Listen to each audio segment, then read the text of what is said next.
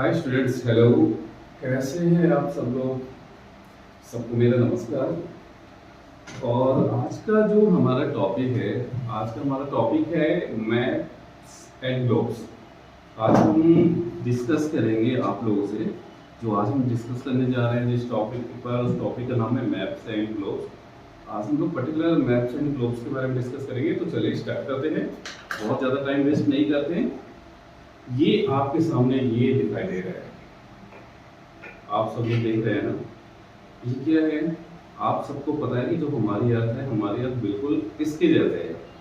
जिस टाइप में ये है, जैसे ये घूम रहा है, बिल्कुल हमारी अर्थ ऐसे घूमती हुई है। और जिस टाइप में ये राउंड है, हमारी अर्थ का भी शेप लगभग लगभग राउंड ही है। अर्थ लगभग इसी तरह है, बिल्कुल इसी तरह है।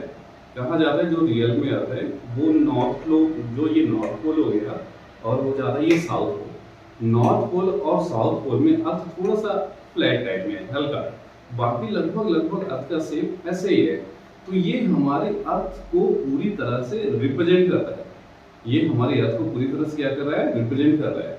यानी कहने का मतलब पूरी अर्थ हमारे इसके जैसे दिखती है। आपको यहाँ देखा होगा सारे कंट्री यहाँ पे दिख रहे हैं, ओशियन दिख रहा है, और नॉर्थ पोल साउथ पोल तो दिख ही रहा है। कुल मिला के हमारी अर्थ जैसे भी है, इसके जैसे है। तो ये क्या हो गया? ये पूरी तरह से अर्थ का एक मॉडल हो गया। ये क्या है? अर्थ का एक मॉडल है। तो हम कह सकते हैं कि ग्लोब क्या है? ग्लोब है क्या? ग्लोब एक मॉडल होता है, यानी it is the model of earth. It is the model of the earth. यह एक अर्थ का मॉडल होता है। तो अर्थ का जो मॉडल होता है, जो हम उसको कैरी कर सकते हैं, कहीं पर रख सकते हैं, उससे हम कई सारे देशों के बारे में जानकारी भी प्राप्त कर सकते हैं। तो अर्थ का एक ऐसा मॉडल कहलाता है ग्लोब। यानी कहने को तो सिंपल सी बात है, ग्लोब क्या होता है? ग्लोब अर्थ का मॉडल होता है, जो हमको अर्थ से रिलेटेड कई सारी इंफॉर्मेशन देता है। तो इतना भी अगर नहीं बताते तो शॉर्टकट में कह सकते हैं कि globe is the model of the earth. Globe क्या है? अर्थ का एक मॉडल होता है। ये डिफिनेशन भी आप लोग लिख सकते हैं कि globe is the model of the earth, small model of the earth. Globe बहुत छोटे भी होते हैं और बड़े भी होते हैं, इससे भी बड़े साइज के होते हैं। ये जनरली डिनाइन साइज है। तो दिस इज द ग्लोब। ये हो रहा है आपका ग्लोब। ग्लोब में देखिए, हमको ग्लोब में दिखता क्या है? हमारे अर्थ में जितने भी जैसे लॉन्गिट्यूड्स एंड लैटिट्यूड्स हैं, लॉन्गिट्यूड्स एंड लैटिट्यूड्स क्या कहलाती हैं? जो ये लाइन इमेजिनरी लाइन है, सारी इमेजिनरी लाइन है, यानी रियल में अर्थ में नहीं है। जो आपको ये ग्लोब में दिखेगी लाइन, ये जैसे आपको ये लाइन दिख रही है, नॉर्थ पोल से साउथ पोल जा रही है। और एक ये जो लाइन है आपको बीचों बीच जो लाइन दिख रही है, बीचों बीच लाइन है इक्वेटर। ये क्या है? इक्वेटर। तो इक्वेटर के पैरेलल भी कुछ लाइन जा रही हैं, कुछ लाइन जा रही है जो नॉर्थ पोल से साउथ पोल जा रही हैं, और कुछ लाइन जा रही है जो इक्वेटर के पैरेलल है। ऐसे ऐसे एक पूरा ग्रिड बनता है, एक पूरा नेटवर्क बनता है लाइन का। तो जो लाइन नॉर्थ पोल से साउथ पोल जा रही है वो कहलाती है लॉन्गिट्यूड्स। वो क्या कहलाती है? This is the lines of longitudes. और जो लाइंस इक्वेटर के पैरेलल है, जो लाइंस इक्वेटर के पैरेलल जा रही है, वो कहलाती है लैटिट्यूड्स। यानी इक्वेटर के पैरेलल जो लाइन ऐसे ऐसे है, ये लैटिट्यूड्स कहलाती है, और जो लाइंस दोनों पोल्स को ज्वाइन करती है, ये कहलाती है लॉन्गिट्यूड्स। तो हमको ग्लोब में लॉन्गिट्यूड्स लैटिट्यूड्स दिखाई दे सकता है। इसके साथ में पूरे कंट्री के बारे में इंफॉर्मेशन मिल सकती है, कौन सी कंट्री कहाँ है, कौन सा ओशियन कहाँ है।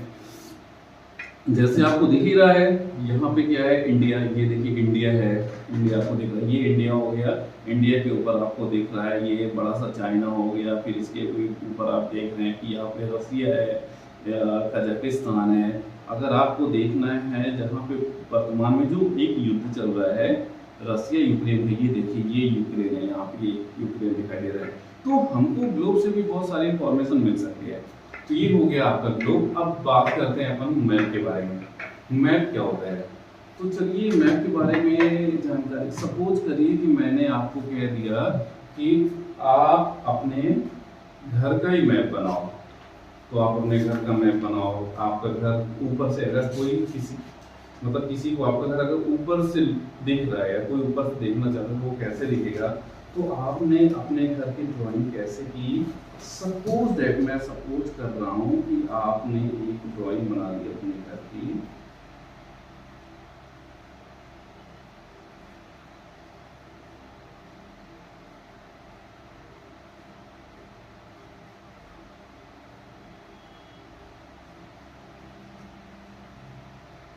कुछ इस तरह आपने अपने घर की ड्राइंग बना दी।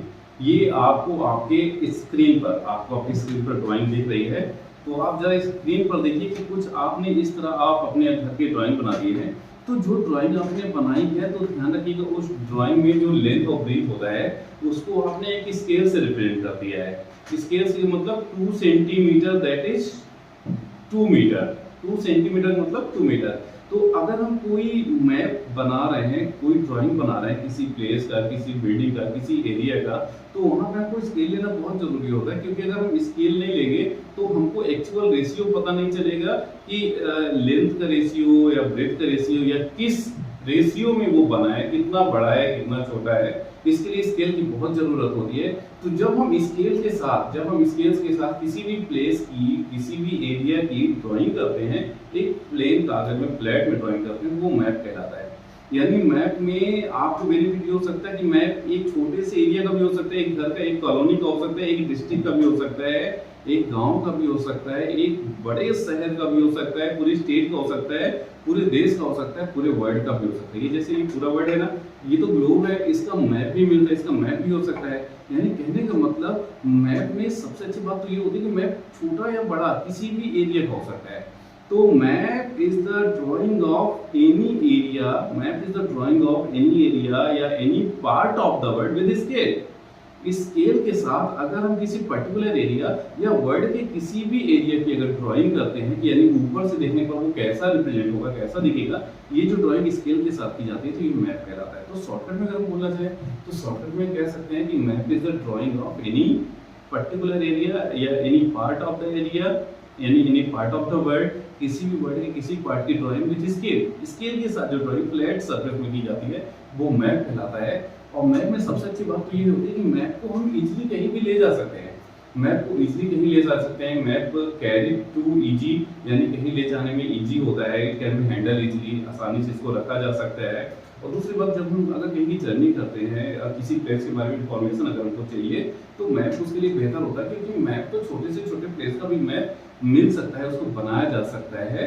और ग्लोब जो होता है, ग्लोब पूरे वर्ल्ड का होता है, लेकिन मैप वर्ल्ड के किसी भी पार्ट का हो सकता है। तो map is the drawing of any area with a scale, with a different scale. Scale के साथ किसी भी एरिया की जो ड्राइंग होती है, किसी फ्लैट में ड्राइंग होती है, वो मैप कहलाती है। तो आपको समझ में आ गया होगा कि मैप और ग्लोब में क्या अंतर है। ग्लोब पूरे वर्ल्ड का होता है, मैप किसी भी एरिया का हो सकता है। मैप ड्राइंग होती है वर्ल्ड के किसी भी पार्ट की ड्राइंग हो सकती है, किसी कंट्री, किसी विलेज, किसी सिटी की ड्राइंग हो सकती है with scale in a flat surface, यानी किसी भी कागज में, किसी भी फ्लैट सरफेस में आप उसकी ड्राइंग कर देते हैं। इसके साथ वो मैप कहलाता है। जनरली कागज आप अगर दीवार में किसी डिस्ट्रिक्ट का, किसी जिला का, किसी स्टेट की ड्राइंग अगर आप दीवार में भी करते रहे स्केल के साथ, तो वो भी एक मैप का ही काम करेगा। तो आई होप आपको ग्लोब और मैप अच्छे से समझ में आ गया होगा। और अगर कोई प्रॉब्लम है तो आप कमेंट्स में पूछ सकते हैं इससे रिलेटेड, और मैप या ग्लोब से रिलेटेड। इसके बाद हमारा एक वीडियो आएगा कि ये ग्लोब से हम समझेंगे कि अर्थ में सीजन कैसे होते हैं। हमारे जो सीजन्स होते हैं ना, ईयर में 5 सीजन्स होते हैं, तो ये सीजन्स कैसे चेंज होते हैं, दिन रात कैसे होती है। नेक्स्ट वीडियो में ये समझेंगे। और अगर आप हमारा ये वीडियो समझ में आया और हमारे चैनल में नए हैं तो चैनल को एक बार लाइक एंड सब्सक्राइब जरूर करिए। Thank you so much, bye.